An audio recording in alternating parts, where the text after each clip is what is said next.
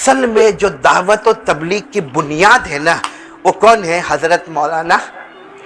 आहा, क्या शख्सियत थी, अल्लाह की कसम, क्या शख्सियत थी हजरत मौलाना इलियास रहमतुल्लाह अलैह की। अल्लाह उनके नक्शे कदम हमको चलने की तौफीक अता फरमाए। कि ये दावत और तबलीग का काम है ना, इसमें मेरे को भी जुड़ना है, आपको भी जुड़ना है। हजरत मौलाना इलियास रहमतुल्लाह अलैह जो बानी है दावत और तबलीग, उन्होंने कितना काम किया, कितना काम किया। अल्लाह की कसम, ये दावत तबलीग का काम कोई लाख रोकने की कोशिश करे, हम कसम खाकर कहते हैं ये कयामत तक चलने वाला काम है।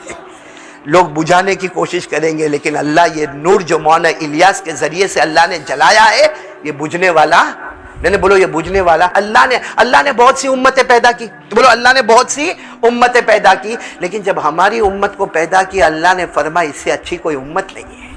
अरे अल्लाह ने हमारी बहुत तारीफ की। हमारे नबी ने एक मर्तबा, हमारे नबी सल्लल्लाहु अलैहि वसल्लम ने सहाबा किराम को फरमाया, मेरी उम्मत बहुत प्यारी उम्मत है, अंतुमुल अव्वलून व अंतुमुल आखिरून। हमारे नबी ने फरमाया, ओ मेरे उम्मतियों, तुम सबसे आगे हो, तुम सबसे पीछे हो।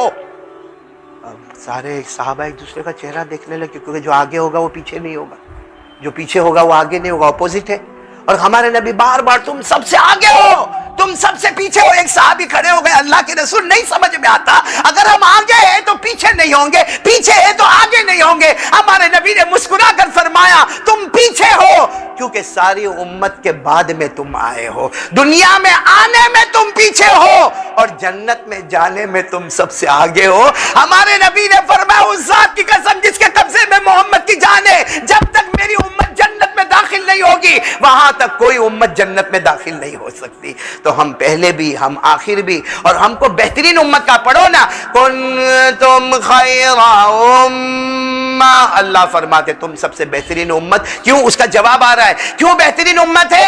उखरिजत लिन्नास तामुरून बिल मारूफ व तनहौना अनिल मुनकर व तुमिनून बिल्लाह। भलाई का हुक्म देना, ये हम क्या कर रहे हैं? ये भी दावत और तबलीग है। एक मदरसे में बैठने वाली अगर कुरान पाक पढ़ाती है, आज हमारी बेटी को कोई कुरान पाक सही करावे, ये भी दावत और तबलीग है। इसलिए मैं आखिरी बात मौलाना इलियास वाली बार बार आके मैं रुक जाता हूँ। एक बात बताकर, इलियास रहमतुल्लाह अलैह जब दावत तबलीग में लगे, आप जमात को लेकर, आपकी पहली जमात 15 आदमी की पानीपत पहुंची। आप रहते थे दिल्ली में, पढ़ाते थे सहारनपुर में, फिर कभी दिल्ली में, तो पहली जमात आपकी कहाँ जा रही है और कितने आदमी है? अब जब पानीपत पहुंचे, अब वहाँ छोटी मोटी मस्जिद, सब अपना सामान, मालूम है ना, पहले तो जमात वाले जाते थे तो चावल भी लेकर जाते थे और गेहूं भी लेकर जाते थे और आटा भी लेकर जाते थे और केरोसिन भी लेकर जाते और चूल्हा भी लेकर जाते और माचिस भी लेकर जाते। आज के तो जमात वाले को मालूम है बिरयानी बन जाएगी, बाहर से ऑर्डर दे देंगे। हाँ, बल्कि एरिया ढूंढता है कि जरा कोई गोवा हुआ वाला एरिया मिले ना तो जरा अच्छा लगेगा।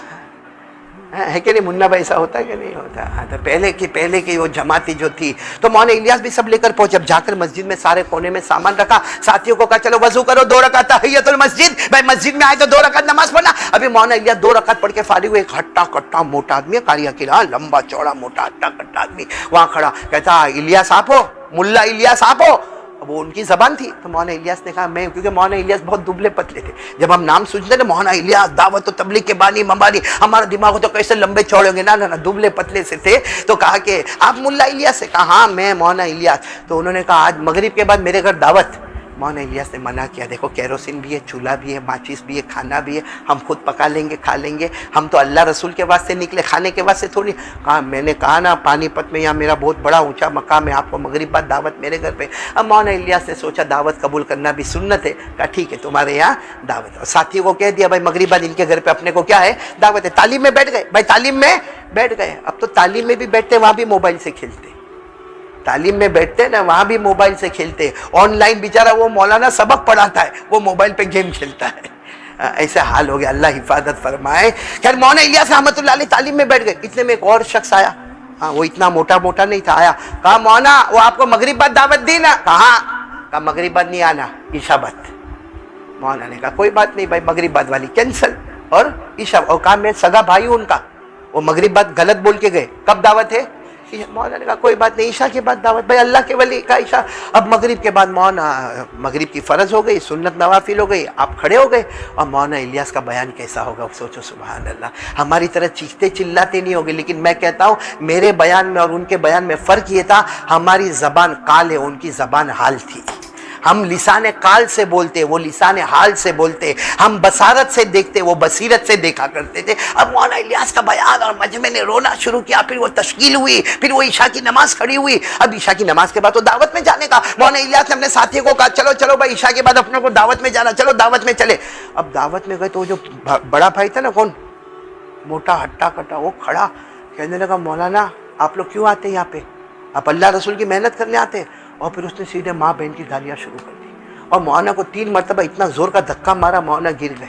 कहा हमने मगरिब बाद बुलाया था, हमारी औरतें गरम गरम रोटियां बना रही है, चूल्हा जला रही है, सालन गरम कर रही, चावल गरम हो रहा है, और आप लंबी लंबी बयान करते हो, तकरीर करते हो, आप ईशा के बाद आते हो। मैंने आपको कहा था मगरिब के बाद और आपने साथियों से भी कहा था मगरिब बाद, फिर आप इस तरीके से करते हो।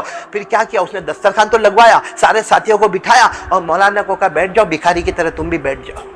मौलाना इलियास रहमतुल्लाह अलैह वो बैठे बैठे पीछे गाली देता और बार बार आपके कंधे पे यूं हाथ मारता यूं, लेकिन मौलाना चुपचाप खाते रहेगा। अच्छा वो छोटा भाई भी वहाँ खड़ा हुआ है जो चेंज किया था, वो भी खड़ा हुआ है वहाँ पे। मौलाना खाते रहे, रोते रहे। क्या खाते भाई, ऐसे में आदमी क्या खाएगा, क्या खाना होगा, क्या खाना होगा। खैर साथियों ने भी खाया, मौलाना भी रोते रहे।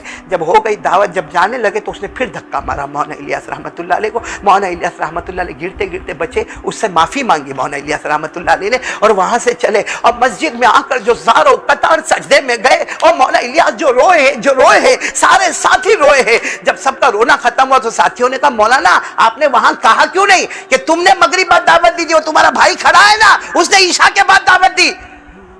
मौलाना ने जवाब दिया अगर मैं कह देता 2 भाइयों में झगड़ा हो जाता, और जब इनमें झगड़ा होता तो दोनों की बीवी आपस में लड़ती, फिर इनके घर में जो माँ है वो या तो बड़े भाई की तरफ जाती या छोटे भाई की तरफ जाती, और ये झगड़ा कितने दिनों तक चलता। अरे मैंने गालियां खा ली, मांग लिया, एक घर को झगड़े से तो मैंने बचा लिया, एक पूरे खानदान को तो मैंने झगड़े से बचा लिया, अल्लाह तो मेरा मुझसे राजी हो जाएगा। मेरे प्यारों, हमको दावत और तबलीग ने ये सिखाया है कि झगड़े नहीं, हसद नहीं, बुग़्ज़ नहीं, अदावत नहीं, दुश्मनी नहीं, एक बनकर ये काम करना है। और जब तक हम एक प्लेटफॉर्म पर नहीं आएंगे, अल्लाह की कसम